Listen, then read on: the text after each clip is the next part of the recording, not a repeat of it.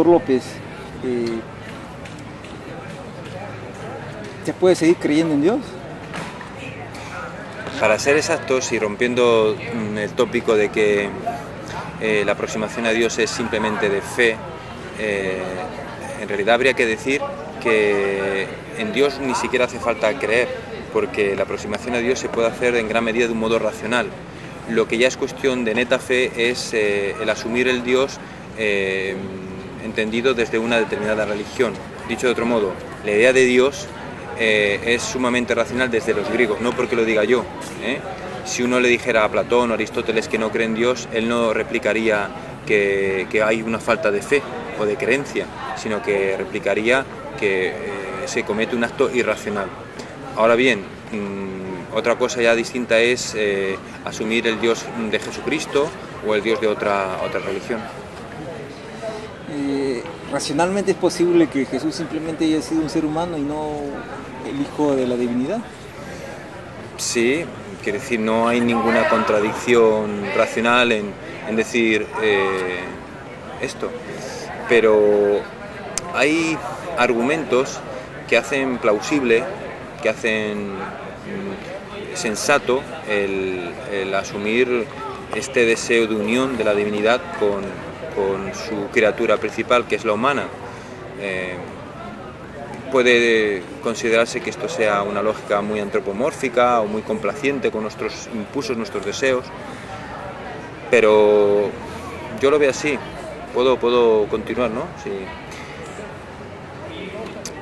Claro, esto a su vez supondría el asumir que el mundo y la especie humana no se debe a una pura suma de casualidades, sino que si cosas mucho más fragmentarias o circunstanciales enseguida las explicamos por una causa determinada o un conjunto de causas, pues el conjunto de todo lo existente, pues o una de dos, o no tiene ninguna explicación, que es en realidad lo más cómodo. Lo más cómodo no es asumir la existencia de Dios, sino decir no hay explicación, y ya nos contentamos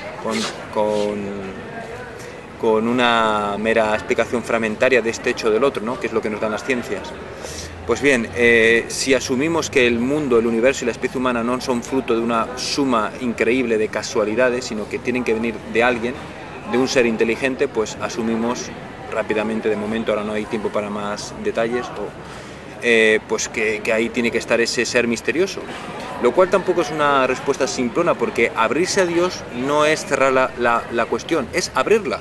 Es decir, cuando yo asumo que existe el ser misterioso, que no lo dibujo, no lo defino de un modo antropomórfico, no me lo imagino como un señor anciano con barba que lanza rayos cuando se enfada desde una nube o cosas parecidas, sino que simplemente me abro al misterio.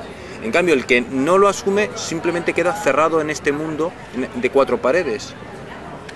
Y en una vez que yo me he abierto a ese océano inmenso que es el concepto de Dios, el siguiente paso, por retornar a la cuestión de la encarnación, que es la cuestión de Jesucristo, Dios y hombre verdadero, en perfecta unión, sin confusión, yo digo, bueno, pues si Dios está detrás de toda esta lógica, de todo este orden, a pesar de otras muchas cosas que nos rompen los esquemas, el mal en el mundo, las injusticias que también se cometen, continuas, no es, si no demostrable, que no lo es, claro, no es verosímil, no es sospechable que una vez que Dios ha creado el mundo y ha creado la especie humana no desee comunicarse con nosotros, y desde luego, y si lo desea, va a ser tan inútil, va a ser tan incapaz de no lograrlo. Es decir, porque alguien puede relativizar diciendo, bueno, pues si es que hay tantos que pretenden tener el auténtico mensaje de Dios, por supuesto que las maneras de equivocarse son infinitas. Pero por otro lado, ¿va a ser Dios tan inútil de no haber encontrado la manera de comunicarse y de hacer que, a pesar de todo y con todos los tropiezos de la historia, ese mensaje no se siga transmitiendo? Y ya concreto aterrizo, el hecho católico es sumamente impactante y sorprendente. Es la única doctrina, llamémosla así, cosmológica, porque para quien no es católico, el catolicismo, más que una religión, se debería llamar una filosofía de vida. Bueno, pues es la única que mantiene durante 2000 años, cuanto menos, sin contar con la preparación judía de tantos milenios, que se mantiene unida en los 5 continentes y en crecimiento. podemos incluir a la ortodoxia oriental, que prácticamente es igual que el catolicismo. Esto es digno, esto es digno, y a pesar de lo burros, de lo torpes, de lo malos que a veces somos los católicos, pero es para sorprenderse, porque no hay un caso paralelo en toda la historia. Quiero decir, el marxismo se funda hace poco más de un siglo, y ya en el tiempo de Marx está tan fragmentado teóricamente que hasta el mismo Marx llega a decir: yo no soy marxista. Y así sucesivamente con todas las doctrinas filosóficas o incluso con todas las religiones. Porque, por ejemplo, cuando nosotros decimos, en la India la mayoría son hinduistas, pero prácticamente cada hinduista tiene un hinduismo. En fin, solo el caso católico demuestra esta enorme unidad doctrinal que no puede deberse simplemente a la inteligencia humana. Dios debe estar detrás si se ha mantenido esta unidad con tanta profundidad. Entonces, a partir de lo que estás diciendo... ¿Podemos abrir un momento? Retoma la última pregunta, si quieres. Doctor López, entonces hay que basarnos en una filosofía, una ética a partir de la revelación o a partir de la razón. Lo mejor para dar una buena respuesta es hacer una pregunta que no llegue a ese dilema. Quiero decir que la revelación en absoluto excluye la razón, por el contrario exige la razón. Es decir, la revelación no ha sido dada a animales irracionales, sino a animales racionales que tienen que razonar. Pongo un ejemplo muy claro: cuando una persona recita conscientemente el credo apostólico, el credo de Nicea, está realizando un acto no solamente racional, sino muy racional y más en concreto de tipo filosófico. Es decir, está utilizando términos como naturaleza, sustancia, unigénito. Uno lo puede asumir de corazón o no, pero desde luego lo que no se puede negar es que sea racional, muy racional y filosófico. Y de todas maneras, cuando una persona abraza un credo de una filosofía laicista o atea, también, por eso he dicho credo, está asumiéndolo desde un credo. Y si alguien se escandaliza, se sorprende porque digo eso, simplemente que recapacite. No hay ninguna filosofía atea que esté demostrada de principio a fin y que por tanto sea racionalmente obligatoria para cualquier persona que la conozca. Por el contrario, incluso las filosofías laicistas en la práctica, en la realidad, se caracterizan por dar lugar a una enorme fragmentación entre sus seguidores, señal de que no debe ser muy racional, porque cada uno se la cree a su manera. En cambio, las religiones que admiten con más franqueza, con más ingenuidad tal vez, sus elementos de fe, de confianza, logran mucha más unidad entre sus fieles, que también son seres racionales. Y otro argumento, y es que entre los fieles de las diferentes religiones ha habido eminencias de la humanidad en ciencias y en filosofía. Luego, por favor, ya superemos ese tópico de blanco-negro entre los que aceptan una religión, pura fe, fideístas. Eso es un esquema que en el fondo viene del protestantismo, pero por lo menos en un país como el Perú no hay por qué asumir que la única visión de la religión es una visión que procede de Ockham y a través del protestantismo, o mejor dicho, de los protestantismos, porque son muchos y muy diferentes entre sí, se ha propagado. En la visión católica, que para muchos no es más que la visión fundada en devociones, en piedades hacia santos o hacia vírgenes, bueno, eso es el aspecto que yo no voy a negar, pero de piedad popular, que tiene también su función, ¿no? Porque el corazoncito pues hay que cultivarlo. Pero lo que es la entraña intelectual del catolicismo es de una gran armonía entre lo que se llama fe-razón, que incluso el decirlo así parece que son dos cosas muy distintas. La fe tiene su entraña racional y la razón tiene su entraña sentimental y sus fundamentos de confianza. Sí. ¿Por qué debemos estar contra el aborto y la eutanasia? ¿Porque son pecados? ¿Porque son asesinatos?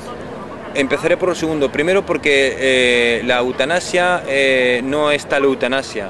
Es decir, es un eufemismo con el cual se enmascara la realidad.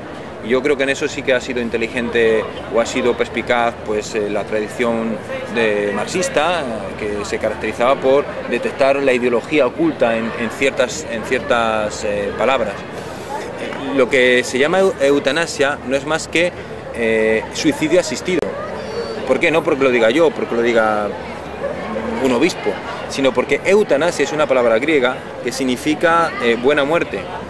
Conviene que mire hacia la cámara. Bueno, significa buena muerte. En cambio, cuando una persona está diciendo, por favor, matadme porque estoy desesperado, no aguanto más, por favor, ¿a eso se le va a llamar buena muerte? Seamos realistas, simplemente seamos sinceros. En todo caso sería el mal menor en una situación extrema y desesperada. Entonces, ¿cómo se le va a llamar a eso? Pues tampoco yo lo voy a llamar directamente asesinato o barbaridad o crimen. Lo voy a llamar como se le debe llamar, suicidio asistido. ¿Por qué suicidio? Porque alguien se mata a sí mismo, quiere matarse, toma la decisión de matarse a sí mismo. ¿Y asistido por qué? Porque por lo que sea o no quiere o no puede darse muerte por sí solo. Entonces reclama que alguien le remache, que alguien le mate. Por lo tanto es suicidio asistido. Entonces, desde el momento en que estamos llamando las cosas por su nombre, podemos empezar a plantearnos la realidad. Bien, y sigo con la eutanasia. Ante todo, no se trata tanto de especular abstractamente suicidio asistido sí, suicidio asistido no, sino de plantearnos qué se nos está ofreciendo cuando se nos habla de legalizar, de aceptar el suicidio asistido. Se nos está proponiendo que ya se dé una normativa general que abra enormemente las puertas a esta práctica.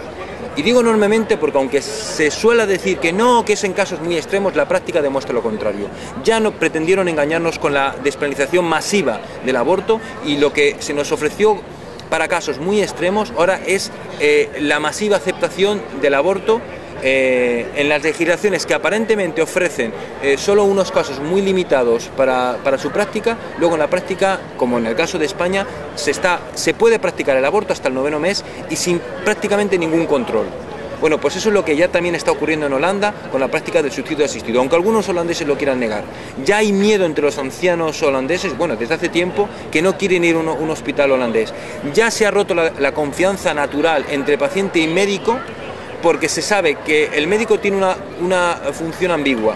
Por un lado puede ser el que te cure, pero por otro lado puede ser el que te remate. Y una vez ya que se abre la veda y se da carta de naturaleza a esa posibilidad, luego es muy difícil de controlar. Y lo que quiero decir, ¿para qué establecer una despenalización del suicidio asistido? Es decir, ¿para qué intentar evitar que vaya gente a la cárcel si no está yendo nadie a la cárcel? En muchas situaciones no se llega hasta el extremo de mantener de un modo exagerado lo que se llama encarnizamiento terapéutico. No se practica el encarnizamiento terapéutico. En eso estamos de acuerdo todo el mundo. A ver si con la excusa de que se está haciendo el encarnizamiento terapéutico, es decir, agotar excesivamente las terapias médicas, incluso con un sufrimiento desproporcionado del paciente, se va a querer introducir el suicidio asistido masivo. Y otra cosa muy importante, esto es una iniciativa no de países como el Perú, es una iniciativa de países que están envejeciendo porque cada vez la esperanza de vida es más alta y cada vez se tienen menos niños. Entonces se está formando una masa de ancianos que no interesan económicamente, o de enfermos que no interesan económicamente, porque se tratará de enfermos que no producen, pero que reclaman una costosa, una cara asistencia médica. Entonces, justo en conocerlo. Por tanto, ya nos vamos. Muy bien. ¿Y sobre el aborto? El aborto también merece una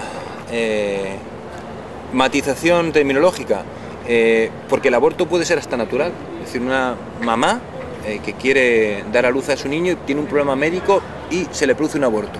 Entonces, mejor sería hablar del abortismo, entendido como sistema internacional que promociona masivamente el aborto en el mundo, por parte de los principales intereses capitalistas de este mundo, tanto de organizaciones capitalistas como de grandes adinerados, los más adinerados del mundo, como Bill Gates o Ted Turner, que se desprenden de gigantescas sumas de dinero para promocionar el aborto en el mundo. En lugar de luchar contra la pobreza, lo que quieren, en lugar de acabar con la pobreza, quieren y están acabando con los pobres, a través del abortismo organizado y a través por supuesto, del suicidio asistido, y quería decir de impedir la reproducción, la procreación, la esterilización, quiere decir la esterilización masiva que aquí se está practicando entre las capas más pobres de la sociedad peruana, y con la aquiescencia del anterior mandatario Fujimori. Y todo esto además lleva a una situación escandalosa y ridícula, y es que los supuestos grupos que se autodenominan de izquierda están colaborando con los grupos más extremistas del capitalismo, y justo están unidos en esta incultura de la muerte. Y además evitan toda confrontación realmente racional. Por ejemplo, en países como España no se hace prácticamente nunca un debate abierto con representantes del abortismo y representantes de la postura provida, sino que se hace en un programa de este tipo, para debatir el aborto, prácticamente no invitan más que a los favorables de la postura abortista. Y tal vez invitan a algún provida, pero no muy bien preparado, un tanto despistado, para cubrirse las espaldas en el sentido de que han invitado a alguien del otro lado, pero en el fondo no hay auténtica representación. Y a lo que se limitan es a decir, todo el que no esté a favor del aborto, aunque digamos que es un mal menor, aunque reconozcamos que no lo hacemos por gusto, pero en fin, es un mal menor y hay que hacerlo, y luego sin límite. Pues nada, dicen que todo el que se ponga al aborto es que es un dogmático conservador, un dogmático religioso, un fascista. O sea, en lugar de argumentos no tienen más que insultos. Yo reto a cualquier abortista a que hagamos un debate conmigo o con otra persona bien preparada de una bioética personalista, comunitaria, de una bioética provida, auténtica. Y por cierto, no es lo mismo ser antiaborto que ser provida. Por ejemplo, Bush, pues sí, por lo menos sí tiene una cosa buena, la única cosa es que él no está a favor del aborto. Sin embargo, él está muy a favor de la pena de muerte y es un belicista. Por tanto, Bush puede ser tal vez antiabortista, pero no es provida. Para ser provida hay que estar a favor de la vida humana en todas circunstancias. Por tanto, esto implica pues un auténtico pacifismo. Un auténtico ejemplar o ejemplo de pacifismo y de postura provida es Mahatma Gandhi, que no era cristiano. ¿Por qué hay que rechazar los matrimonios homosexuales? Pues también voy a empezar por una aclaración terminológica, porque la misma noción de matrimonio significa vocación a la maternidad, lo cual es biológicamente imposible, ya no es una cuestión de dogmática. Por tanto, bueno, lo que sí se puede admitir es que quien quiera convivir y hacer su pareja, incluso que se le reconozcan una serie de requisitos o de privilegios que hasta ahora eran propios de la familia, pues puede ser cosa de cada cual. Pero, en fin, me parece una cosa que no casa con lo que es el concepto tradicional, pero tradicional en el sentido de multitradicional. Pongo otro ejemplo. La homosexualidad como práctica sexual, no como condición de uno, que también hay que distinguir. Una cosa es que uno se sienta homosexual y otra cosa es que lo practique. Se suele suponer que lo uno va unido al otro, pero no necesariamente. Bueno, pues entre los griegos era muy habitual y entre los romanos. Pero jamás se les ocurrió, y no porque no fueran creativos, los griegos si algo eran creativos culturalmente, nunca se les ocurrió plantear un matrimonio homosexual. Por tanto, no es un empecinamiento exclusivo de la Iglesia Católica o de las religiones monoteístas. Que le pregunten a los griegos que practicaban la homosexualidad y nunca se atrevieron, nunca se les ocurrió ir tan contra natura como para plantear un matrimonio homosexual.